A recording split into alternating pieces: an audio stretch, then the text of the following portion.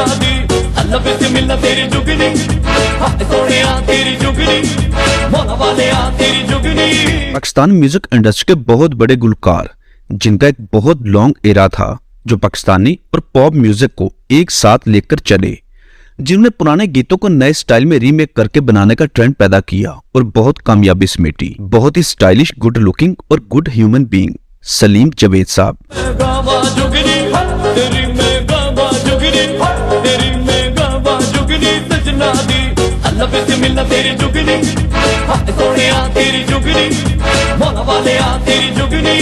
इस वीडियो में सलीम जवेद की जाती जिंदगी और फनी सफर पर बात करेंगे और उनके शानदार कैरियर पर उन्हें खराजे तहसीन पेश करेंगे। कुछ ऐसी बातें जो शायद आप ना जानते हो। एक ऐसा वाकया जब सलीम जवेद को मारने की कोशिश की गई, परफॉर्मेंस के दौरान गोली मार दी गई, फिर कैसे अल्लाह की जात ने मौजज़ा किया और सलीम जवेद की जान बची और इस हमले के बाद मजीद अरूज और शोहरत की बुलंदियों को छुआ। सलीम जवेद पाकिस्तानी पॉप गुलकार जो सॉन्ग राइटर भी थे, प्रोड्यूसर भी और कंपोजर भी, जो 25 दिसंबर 1960 को हैदराबाद में पैदा हुए। गुलकारी का शौक बचपन से था। वालिद इस प्रोफेशन के सख्त खिलाफ थे, लेकिन शौक की वजह से रोशनियों के शहर कराची चले आए। घर से कराची के लिए 50 रुपए लेकर निकले। कराची में ना तो कोई जानने वाला था और ना ही कुछ मालूम था कि कैसे सब कुछ होगा। बस घर से निकल पड़े। जो 50 रुपए थे वो ट्रांसपोर्ट के किराए में लग गए। मुश्किल तरीन दौर, हर किस्म की सख्तियां बर्दाश्त की, मेहनत मजदूरियां भी की और यूं ही धक्के खाते कराची स्टेज पर पहुंच गए। मोइन अख्तर साहब ने सलीम जवेद को स्टेज पर गाने का मौका दिया और यूं पहली बार स्टेज पर परफॉर्म किया, जिसे सुनने वालों ने पसंद किया और इस तरह सलीम जवेद कराची स्टेज के साथ वाबस्ता हो गए। लेकिन मकसद और ख्वाहिश अपना एल्बम रिलीज करना था। 1986 में खुद का एल्बम रिलीज कर दिया जिसका नाम रखा लिसन माई वॉइस, जिसमें मैडम नूर जहां के गीतों को रीमेक करके गाया, जिसे बहुत पसंद किया गया। सलीम जवेद का पहला गीत जिसे रीमेक किया वो था जानम ए जानम। पहले एल्बम की कामयाबी के बाद मजीद 2 एल्बम रिलीज कर दिए। लेट 80s में सलीम जवेद को शोहरत मिलना शुरू हो गई। मुख्तलिफ प्राइवेट कंसर्ट्स में मदऊ किया जाने लगा और यूं ही 1987 में कराची उर्दू आर्ट कॉलेज में परफॉर्मेंस के लिए मदऊ किया गया। ड्यूरिंग परफॉर्मेंस, बल्कि परफॉर्मेंस के बाद जब सलीम जवेद स्टेज से उतर गए तो वहां गोली चलने की आवाज आई, जिस वजह से वहां खौफसा माहौल बन गया। लेकिन चंद लम्हों बाद सलीम जवेद को एहसास हुआ कि जो गोली चली है वो शायद उसे ही लगी है, क्योंकि कमर पर शदीद दर्द महसूस हुआ। हालांकि उस वक्त वो परफॉर्मेंस देखकर स्टेज से नीचे उतरे थे। सलीम जवेद ने अपने साथियों को कहा कि जो गोली चली है ये लगता है मुझे लग गई है, और यूं कुछ ही लम्हों में सलीम जवेद खून में लथपथ हो गए। साथियों और कॉलेज के लड़कों ने फौरी वहां से उठाया और हॉस्पिटल की जानब भागे। खुशकिस्मती थी कि कॉलेज के साथ ही हॉस्पिटल था। वहां फौरी इलाज शुरू हो गया। हैरानगी वाली बात थी कि उस स्टेज शो में एक ही गोली चली और वो गोली सलीम जवेद को लगी, जो यकीनन टारगेट किया गया होगा। खैर, अल्लाह पाक ने करम किया और सलीम जवेद की जान बच गई।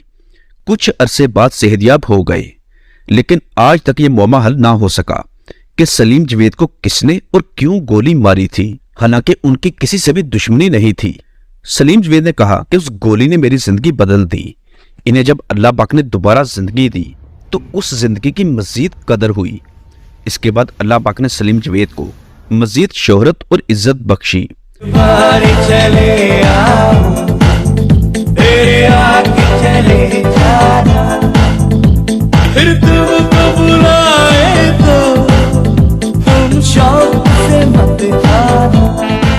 सलीम जवेद की वजह शोहरत मशहूर लोकगीत जुगनी बना, जिसे नए स्टाइल और अंदाज में ढालकर नौजवान नस्ल को सुनाया, जिसे बेहद पसंद किया गया। और इसी गीत ने सलीम जवेद को पूरी दुनिया की सैर करवाई। एशिया के मुख्तलिफ मुल्कों समेत यूरोप, अमेरिका में भी जाकर कंसर्ट्स किए, जहां जुगनी के नए वर्जन को पेश किया और दाद समेटी।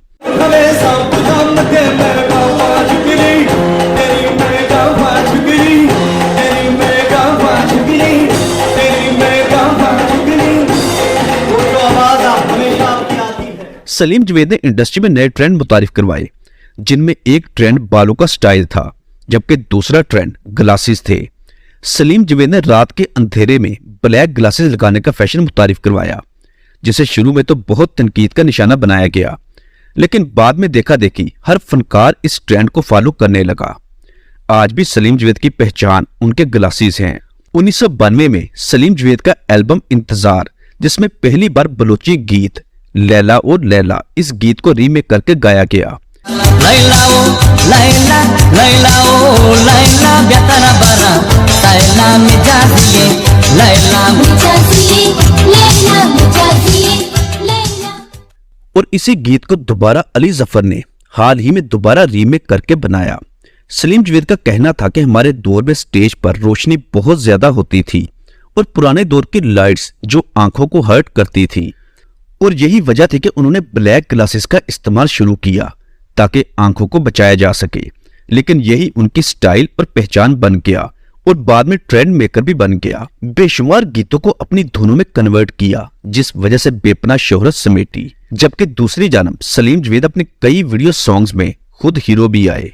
पाकिस्तान पॉप म्यूजिक इंडस्ट्री को पूरी दुनिया में मुतारिफ करवाने का सेहरा जहां दूसरे गुलकारों के सर पर है, वहीं पर एक बहुत बड़ा नाम सलीम जवेद का भी है। आज भी कराची में रहते हैं और इस वक्त सलीम जवेद की उम्र तकरीबन 63 साल है, लेकिन माशाल्लाह आज भी जवान है। खुद को बहुत फिट रखा हुआ है। 3 बच्चे हैं, 2 बेटियां और 1 बेटा। बेटे को गुलकारी की ट्रेनिंग दे रहे हैं। उम्मीद है सलीम जवेद का बेटा भी अपने वालिद की तरह कामयाबी समेटेगा। कराची में मुकीम हैं, बहुत ही पुरसकून, आसाइश और मुतमईन जिंदगी गुजार रहे हैं। हमारी दुआ है कि अल्लाह पाक सलीम जवेद को सेहत व तंदुरुस्ती और लंबी जिंदगी अता करे, जहां भी रहें खुशो आबाद रहें।